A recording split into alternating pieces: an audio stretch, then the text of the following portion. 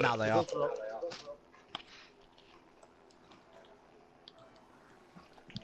Oh, look at that pace. 2 minutes 3.4.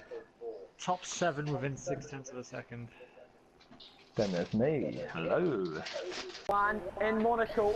He put Paul there too, but he's got Paul under the lights of the Bahrain International Circuit. It's Richard for Paul.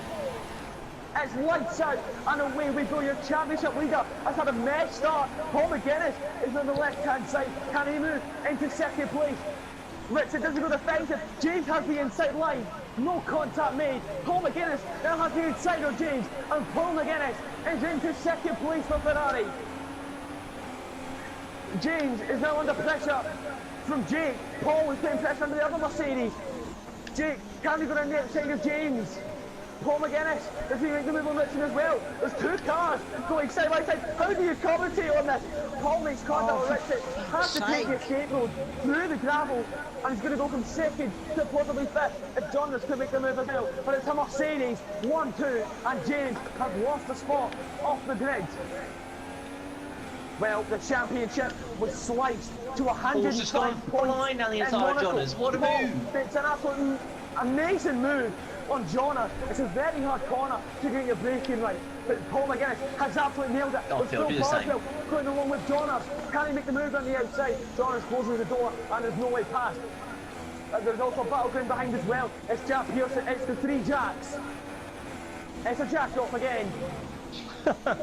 Make sure it's not messy. There's looks like there's cars going side by side at the top of the arches of the Mercedes having a look. As the sun is now setting over the fencing, over the sand dunes. Looks like there's someone going defensive into turn one.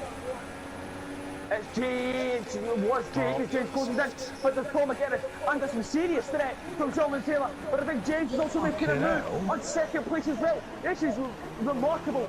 Jonas makes the move on Paul and gets back into fourth place. Is Richard coming in? No.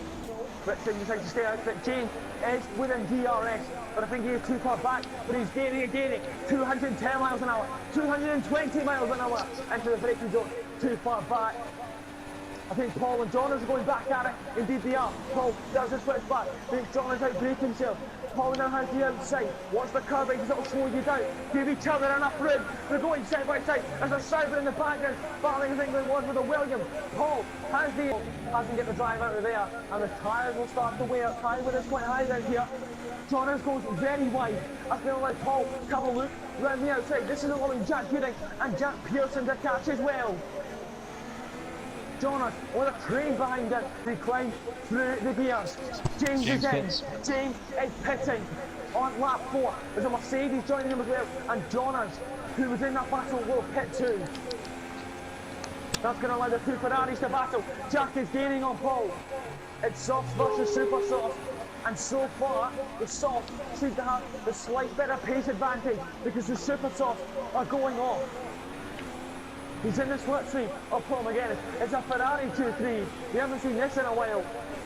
To his teammate and James O'Connor, because we know how much the undercut is so powerful on this game, and especially with Kyra the way it is, the super soft, you'll be losing a tenth every lap time compared to James.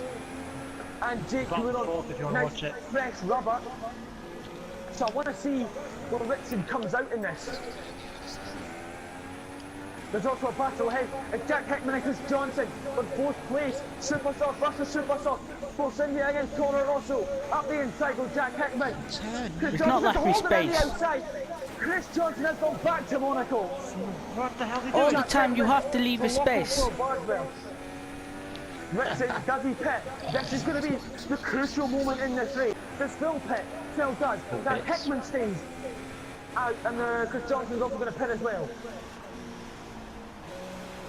So John has rejoined in 10th behind Owen. I'm pretty sure Owen hasn't made a pit stop though. No, me, Jack Andy is and holding Matthew up had to a massive Andy. collision at the start. I don't think Andy set a lap time in qualifying, but here he goes, he's going to slip through the McLaren. This should be an easy move with DRS and Rich Mix.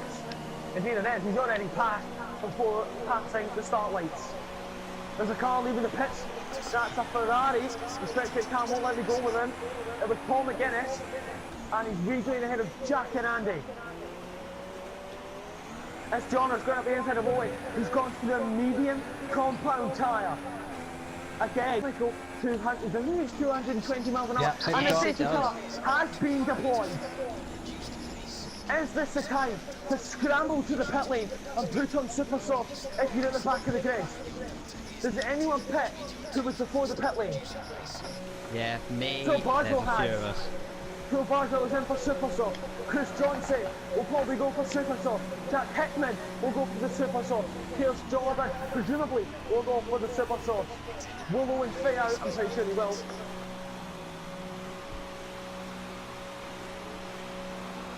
But Will this Owen be a is 1 pulling lap in dash now. or a 2 lap dash at the end? Well, we're looking at maybe a 2-lap dash for a race win on a podium.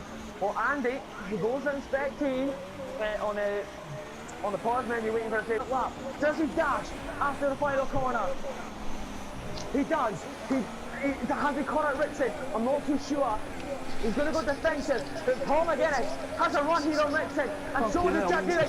They're doing Lewis Hamilton of the Tally Petrol.